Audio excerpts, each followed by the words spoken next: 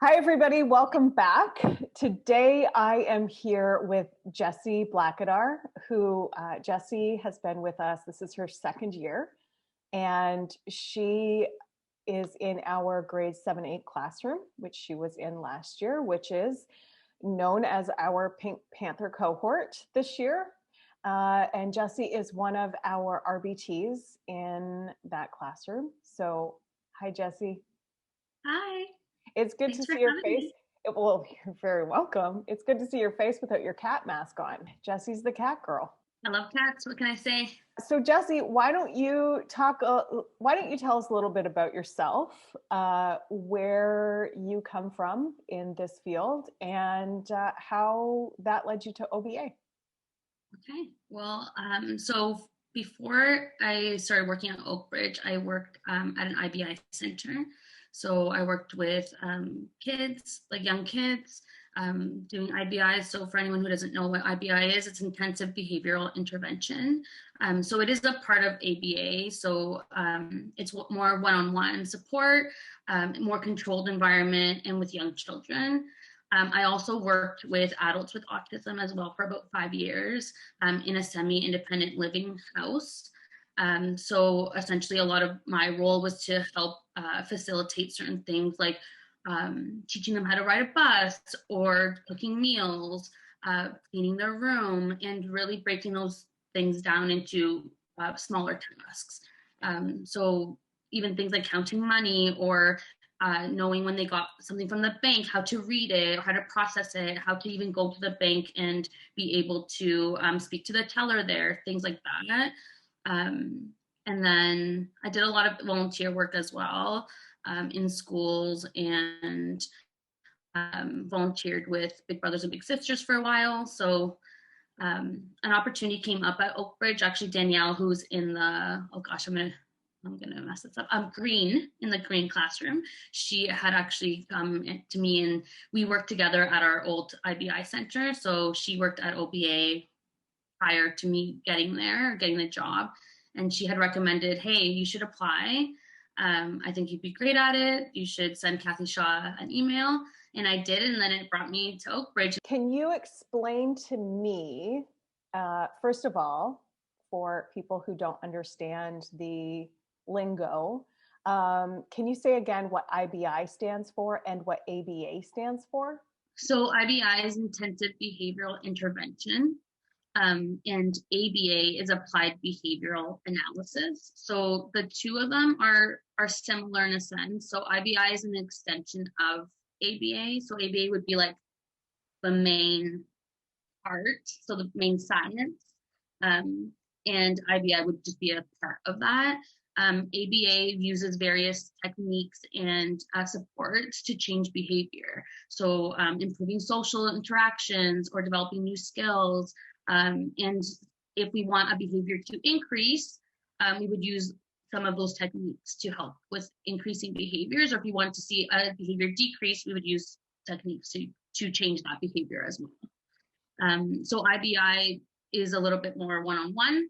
It's intensive. It's lots of hours in the day, and it's generally with young children.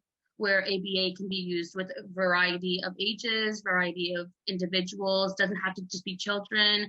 It can be teens. It can be adults. How have you seen that be helpful for you being at OBA? What do you think that your experience has helped bringing you to OBA? Yeah, I think a big part of for me is that positive reinforcement and being able to use that in all the environments and knowing too that every child, like I work with teens now, it's yeah different from working with really young kids and working with adults, but it's kind of in that middle ground.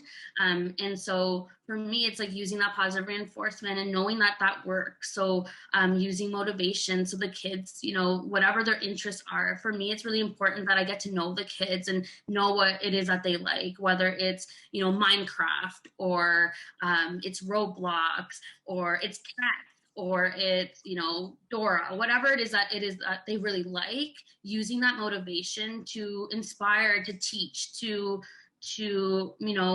shape certain behaviors. Like really using that motivation and reinforcing as well as it's been huge.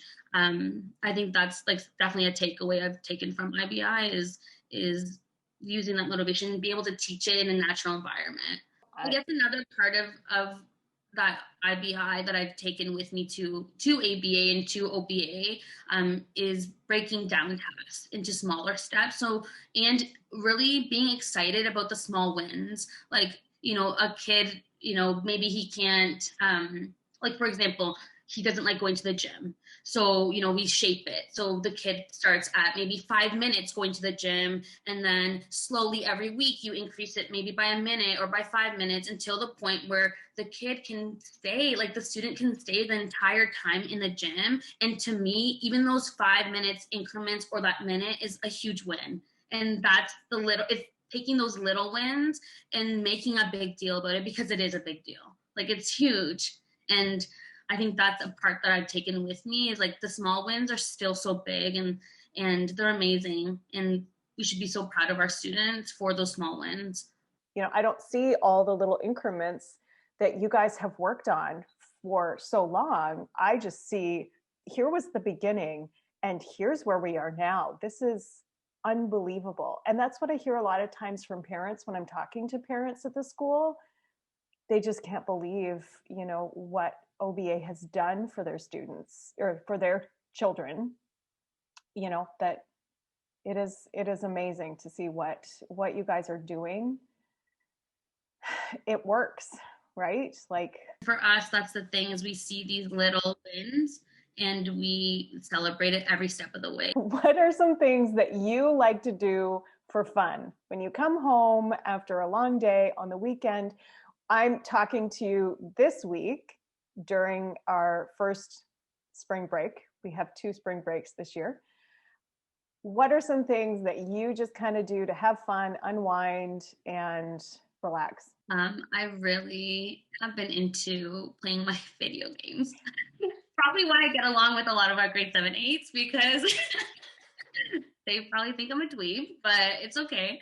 I've been playing my Nintendo Switch, which I also got during COVID. Like, it needed to be a part of my life, so it became part. And I have been enjoying playing video games, but I do love weightlifting. That's a big passion of mine. I love going for walks, and I wish things were a little bit different so I could hang out with my friends, but COVID. But hanging out with my friends, traveling, which I wish I could do right now, so bad.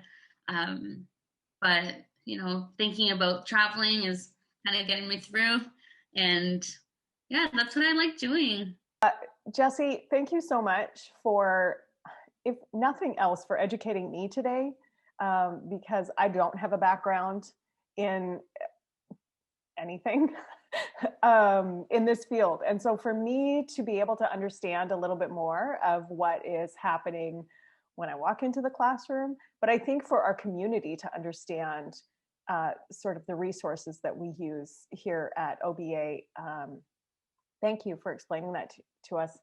And thanks for sharing your story with us. I really appreciate you and everything that you do at the school and not at the school. And you are just such a bright, always positive, uplifting soul to come in contact with. So thank you. And thanks for joining us today.